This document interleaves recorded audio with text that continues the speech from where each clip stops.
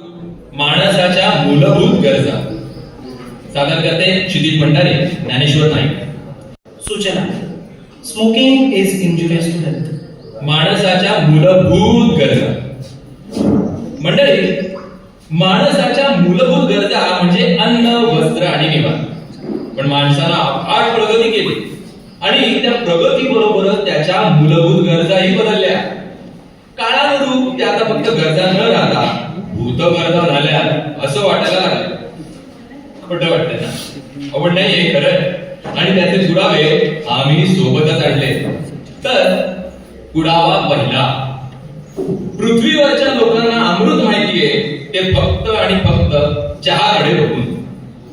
टपरीवर, चुलीवर, गॅसवर, लहान मोठ्या भांड्यांमध्ये याचं मंथन सुरू असतं. देव, दानव, मान वेगवेगळे स्वभाव असले तरी या मंथनात ते एकमनानं हजर असतात. आपण आधी आलोय तर आपल्या हातात आधी चहा यायला हवा, सुरुवात आपल्यापासून व्हायला हवी. हे सगळं पुराणातही होतं आणि आताही. आपल्या वाट्याला चहा कमी आला, समोरचा किती दुष्ट आहे असं वाटून जात.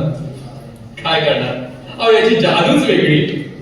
एकाच वेळी पोटात, डोक्यात आणि मनात जाण्याची याची पॉवर मार्वेलच्या मॅजिक स्टोन सारखीच वाटते. एकाच वेळी भूक गायब होते, डोकं काम म्हणजेच शांत होतं आणि मनभर हॅपी होऊन जातं.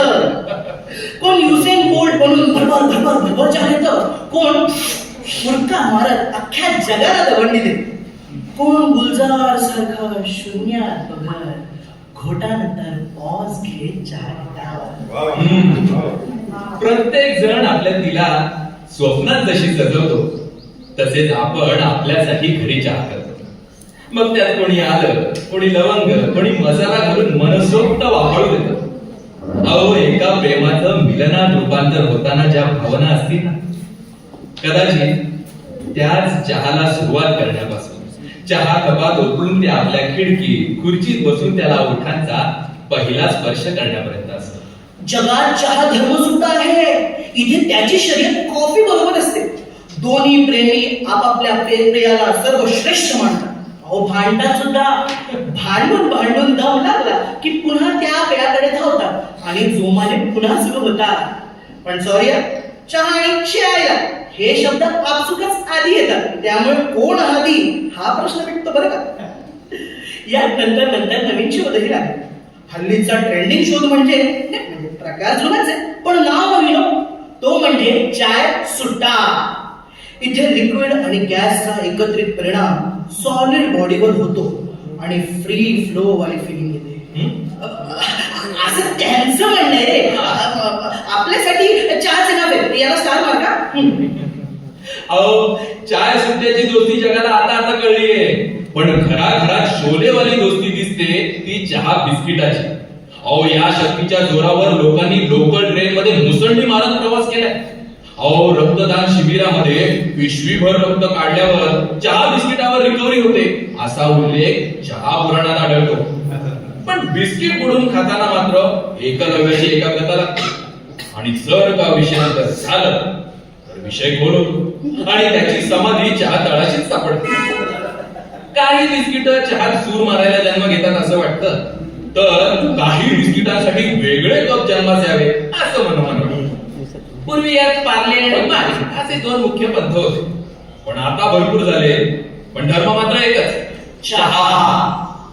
ब्रेडची डकेती चहावर अशी काही पडते की चहा असे नवी असं म्हणत आपल्याकडे बघत बसत. त्यामुळे ब्रेडवाल्याच्या नशिबी चहा म्हणजे वाळवंटात पाण्याचा झरा. काहींसाठी कटिंग बस होते, काही फुल क्लास मध्ये प्रफुल्ल होतात आणि माझ्यासारखे काही मग भरे घेतात. इथे याला कुंभकर्ण टाईम म्हणायला काही हरकत नाही. यापेक्षी सवय मला लहानपणीच झाली आणि आजही मी ती आवडीनं आणि सवडीने जगतो.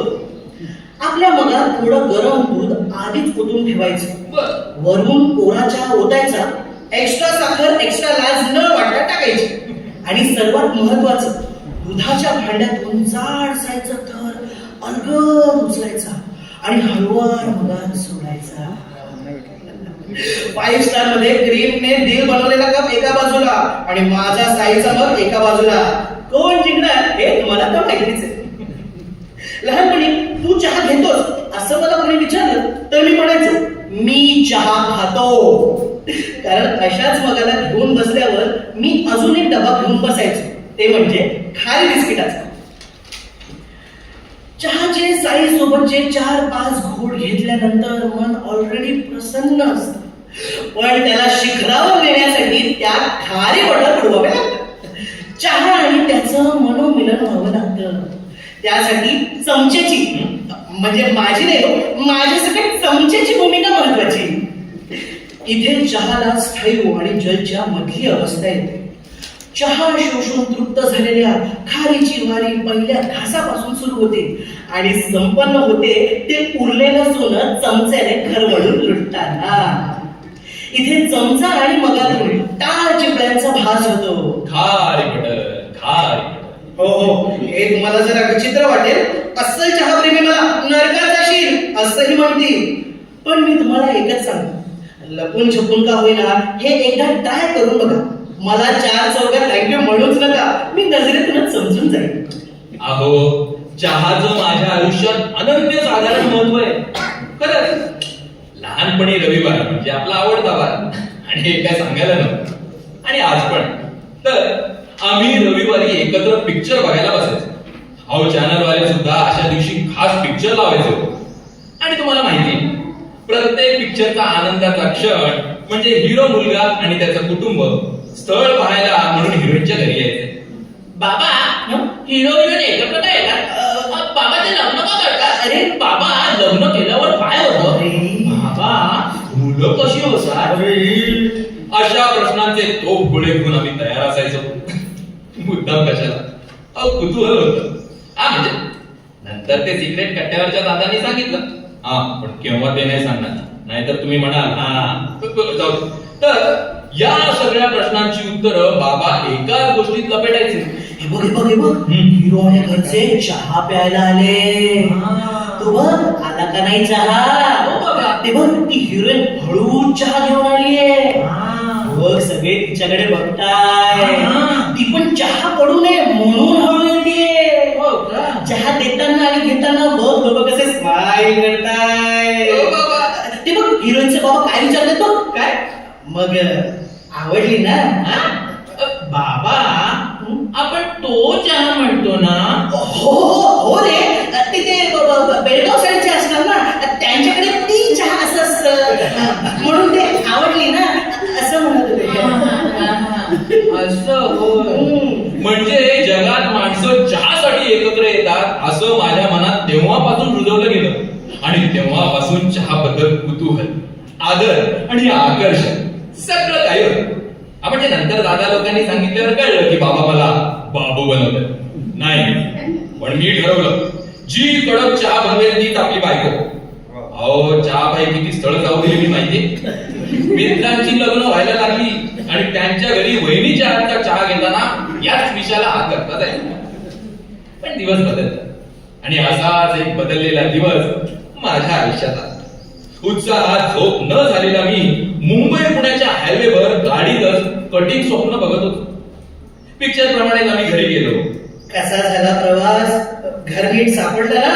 असे नेहमीचे प्रश्न आणि त्याची 1-2 वाक्यामध्ये पुसणं, आय मीन हसणं टाकत उत्तर. मग काय, त्यानंतर पाणी आणि मग पोहे आले. म्हणजे हे दोन्ही द्यायला ती काय आली नव्हती, पण बाकी मंडळी होती. पण आपला इंटरेस्ट तुम्हाला माहिती. तर अर्धा प्लेट पोह्यांचा फडशा पाडल्यावर लक्षात आलं की आपण आपल्या घरी नाहीये. मग काय, असंच चमचा हलवत 1-2 घास खात प्लेट ठेवली. अहो, बाकीच्या प्लेट्स केव्हाच टेबलावर लँड झाल्यावर. पण आता अचानक समोरच्या पार्टीचं उजणं हसू जाणवायला लागलं. कारण त्यांची लाडकी आणि आपली बाबा ती मुलगी आहे ना, केसांची एक पट हलकेच पुढे आले. नटापट्टा नाही, पण हलकीशी लिपस्टिक, हनुवटीवर एक बोलल्यासारखं मोहक तीळ आणि कहर म्हणजे मोरपंखी साडी. त्या साडीत सुद्धा तिचा कमनीय बांधा वेगळी जादू करत होता. तिच्या परफ्यूमचा दरवळ माझ्या श्वासांना कैद करणारा तेवढ्या तिनं स्मित करत मला चहा दिला आणि आयुष्यात पहिल्यांदा मी लाजत चहा घेतला. अहो थँक्यू म्हणायच्या दुसऱ्या डोक्यात ती गायब पण झाली. पण मी विरघळलो त्या चहामध्ये. तिच्या वडिलांनी माझ्या बाबांना विचारलं, मग कशी वाटली? आणि तेव्हा चहाच्या प्रेमात आकंठ डुंबलेलो मी म्हणालो, सगळे गोंधळले. हो, दार आडून बघणाऱ्या मुलीनं देखील साडी व्यवस्थित केली. वातावरण टाईट झालं होतं. पण नंतर सगळ्यांनाच पटलं आणि पटवलं गेलं की मी चहाबद्दल बोलतो. एकूणच चहा आणि चहा देणारी मुलगी दोन्ही मला आवडले. जितक्या लवकर चहा होतो तितक्याच वेगानं घडामोडी घडल्या. आमचं लग्न झालं आणि लग्नाची पहिली रात्र देखील आली. शांत आल्हाददायक वातावरण, मोगऱ्याचा दरवळ, आसुसलेला मी आणि वाट पाहायला लावणारी बांगड्यांचा आवाज हळूहळू जवळ येत होता. आणि शेवटी ती हातात एक ग्लास घेऊन आतमध्ये आली. ती ग्लास ठेवणार इतक्यात मी तिला म्हटलं, अगं एक विचार. तिला वाटलं ना नक्की काय विचारणार आहे, तरी ती लाजतच, हो बोला ना. मी विचार करत तिचे हात पकडणार पण हिम्मत नाही झाली. पण मग हळूच म्हणालो, तू या ग्लासाच्या ऐवजी एक कप चहा बनवशील?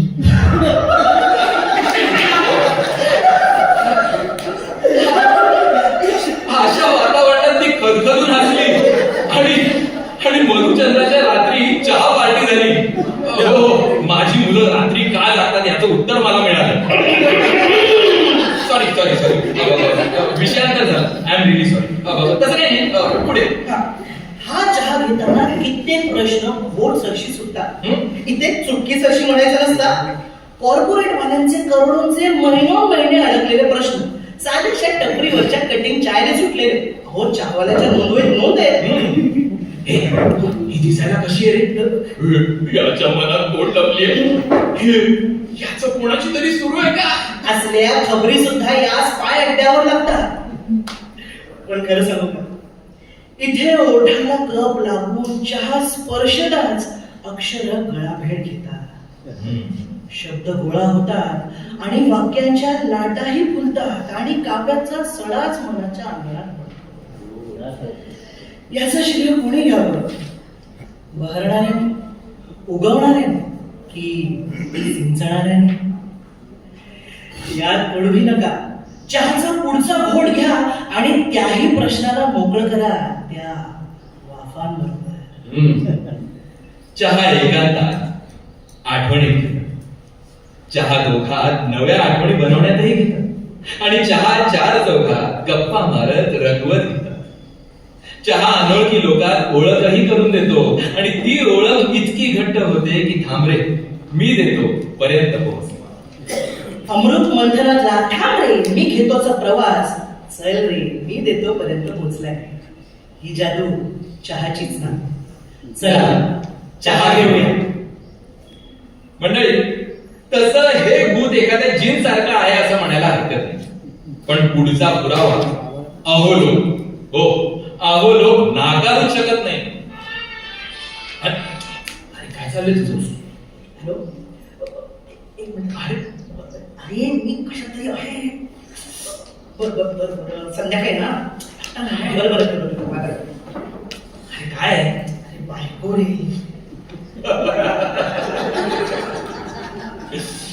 कसं आहे, निसर्गात कितीही विविधता असली तरी ही विविधता दोनच भागात विभागलेली आहे. एक पुरुष आणि दुसरी स्त्री. आता माणसाचे वेगवेगळे स्वभाव असतात, वेगवेगळ्या स्वभावांची माणसं असतात. पण समजा पुरुष कॅटेगरी मधल्या स्वभावांची गणती आपण करायला काय हरकत आहे?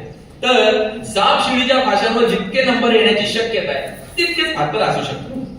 पण स्त्री कॅटेगरी मधल्या स्वभावांची गणती करायला एकच फासा पुरत नाही. प्रत्येक रंगाचा एक फासा लागतो आणि मग त्याचे 6 भाग. बापरे, इन शॉर्ट ही गणती आगणित आहे. पुरुषांची गाड्यांसारखी आणि स्त्रियांची साड्यांसारखी. हो, हे मी मुद्दामच बोललो, कारण पुरुषांचा जीव गाडीत असतो तर स्त्रियांचा जीव साडीत अडकलेला असतो. आता तुम्ही पुरुषांना गाडीबद्दल विचारा तर ते मायलेज चेक करतील, इंजिनची कॅपॅसिटी चेक करतील, पेट्रोल आहे का, डिझेल आहे का, सीएनजी आहे का, इलेक्ट्रिक आहे का ते बघतील, हॉर्स पॉवर, सिलेंडर, बीएचपी, काय काय काय काय सांगेल. पण बायकांना विचारा ना तर गाडी कोणतीही घ्या पण रंग मात्र मी चॉईस करणार. आणि याच्या उलट साडी खरेदी करताना पुरुषांची अवस्था, अहो महत् प्रयत्नानंतर यांना 6 वारी आणि 9 वारी याचा फरक या जन्मात कळलेला असतो. मुळात यांची सुरुवात साडी घातली इथूनच होते. एक मिनिट, मग साडी घालतात ना, त्यात वेगळं काय? अरे शर्ट घालतात, पॅन्ट घालतात, साडी नेसतात. असं होय. बरं. तर ती किती वारी आहे? काठपदरांची आहे, ठिपक्यांची आहे, नक्षीदार आहे, जरीची आहे, एम्ब्रॉयडरी आहे, नेट आहे, बांधणी आहे. या सगळ्या गोष्टी जर त्याला माहित झाल्या तर तो कोणत्याही बाईचं मन जिंकू शकतो. सांगतोस काय? आणि आपल्या बायकोचं मन जिंकू शकतो. ठीक आहे, जिंकेल. पण तू मला सांग, तुम्ही पण सांगा की तुम्ही कधी पुरुषाला एकट्याला दुकानात जाऊन साडी खरेदी करताना बघितलंय का? तो कसा दिसतो माहितीये? जत्रेत हरवलेल्या मुलासारखा.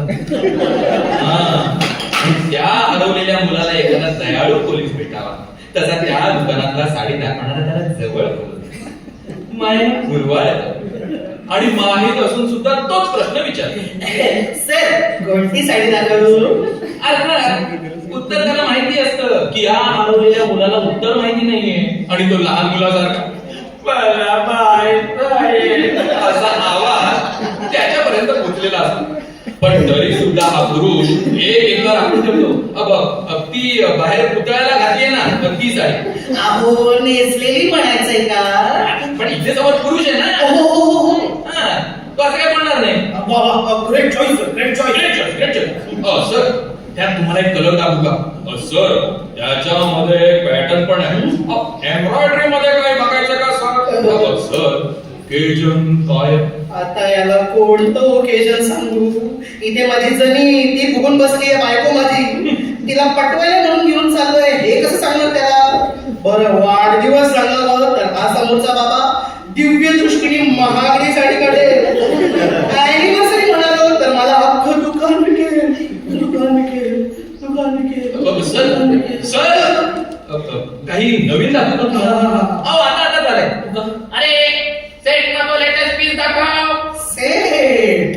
त्या सेट म्हणण्यावरच आपण खुश असतो आणि त्या खुशीतच आपण त्याला खिसा कापायला देत असतो. बेस्ट असं म्हणून ढपुराला चण्याच्या झाडावर चढवतात. सर मी काय म्हणतो, तुम्ही या तिन्ही साड्या घ्या, मॅडम एकदम खुश होणार बघा. होणार खुश होणार, पण माझा पगार दुसरा होणार त्याचं काय? बरं तुम्ही तपश्चर्या करून वरदान मिळवल्यासारखं एक साडी घेता आणि ती तिला गिफ्ट म्हणून घरी घेऊन जाता. ती काय खुश होते माहितीये? जन्मोजन्मीचं प्रेम असल्यासारखं ती ते प्रेमाने आपल्या डोळ्यात, तिच्या डोळ्यातून तिच्या शब्दांमधून ते प्रेम ओसंडून वाहत असतात. त्याच प्रेमानं ती तो साडीचा बॉक्स उघडते आणि तिची नजर क्षणात बदलते. ही साडी खरंच खूप छान आहे, पण मला ना तुमच्या कपड्यावर मॅच होईल, तुम्हाला शोभेल अशीच साडी घ्यायची आहे.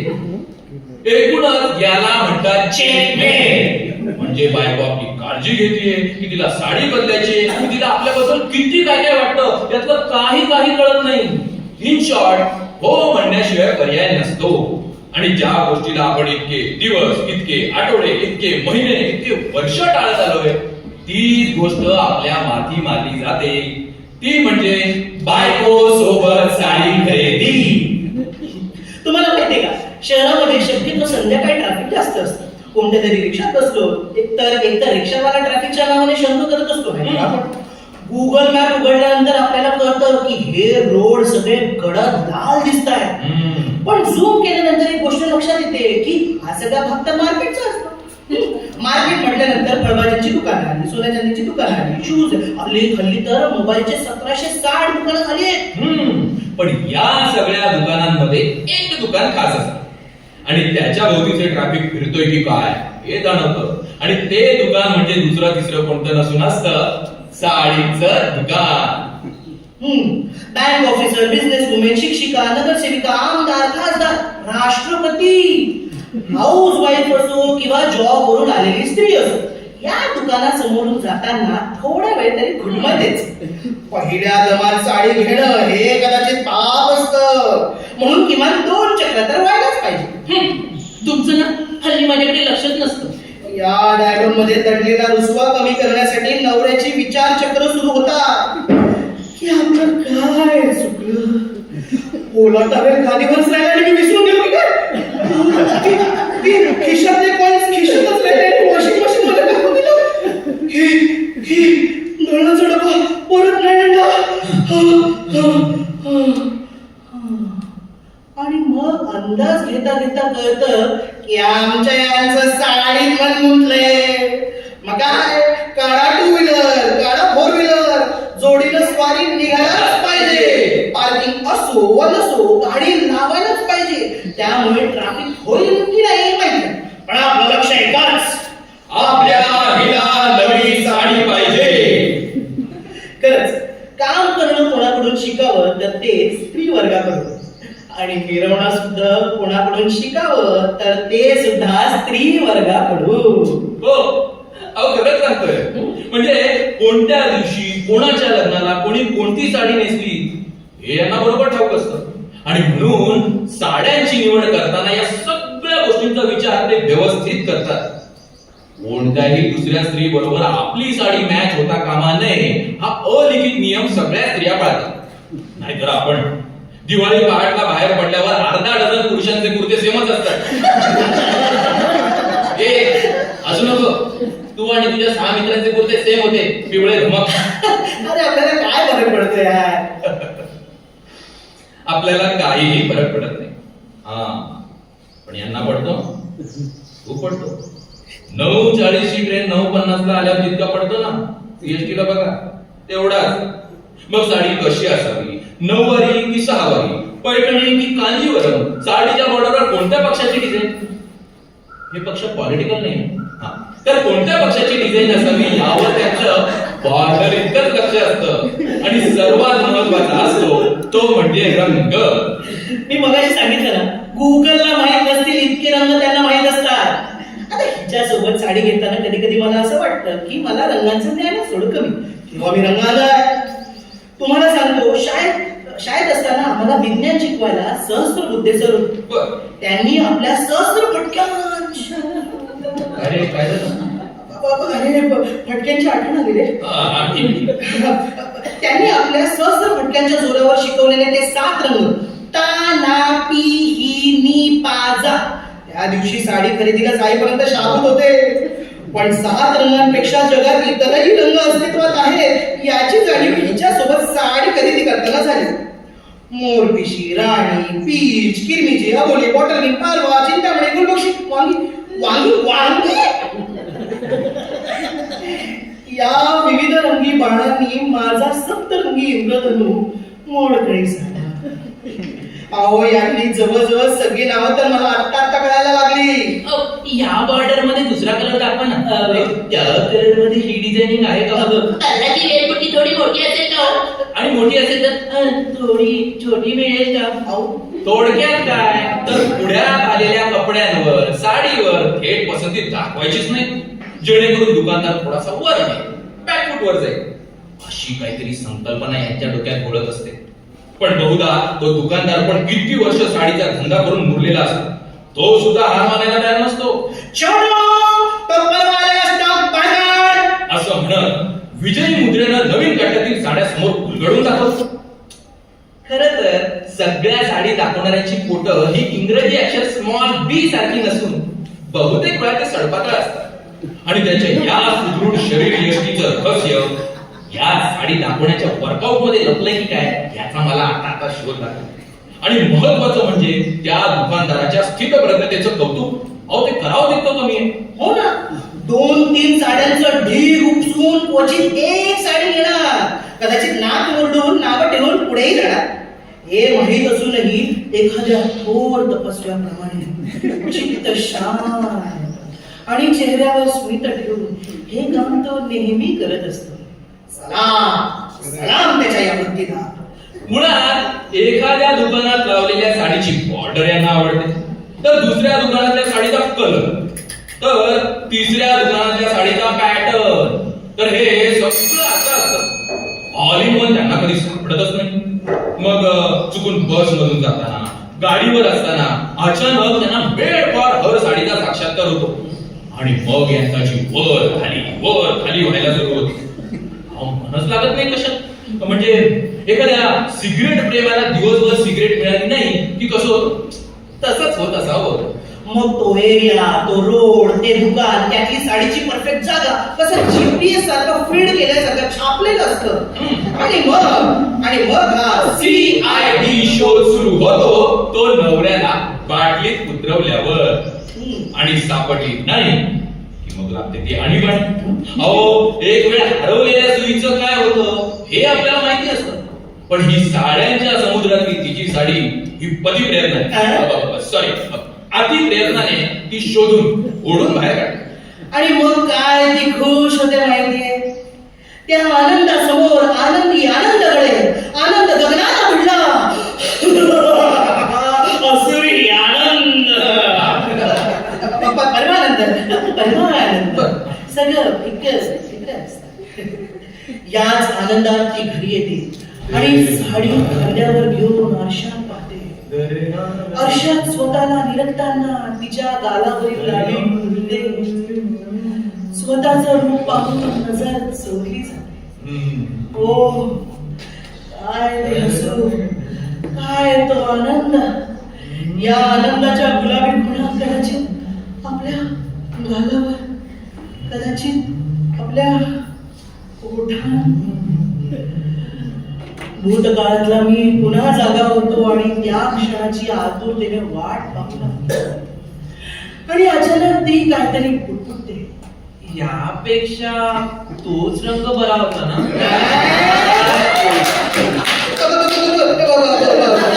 हे ऐकून मी न ऐकल्यासारखं करतो, कारण मला पुन्हा त्या ट्रॅफिक मध्ये अडकायचं नसतं, त्या ट्रॅफिकचं कारण व्हायचं नसतं. ज्याला शिवाय घालणार नाही पुरुषच असतो. हे भूत काय मला सोडणार नाही. मी जातो. धन्यवाद.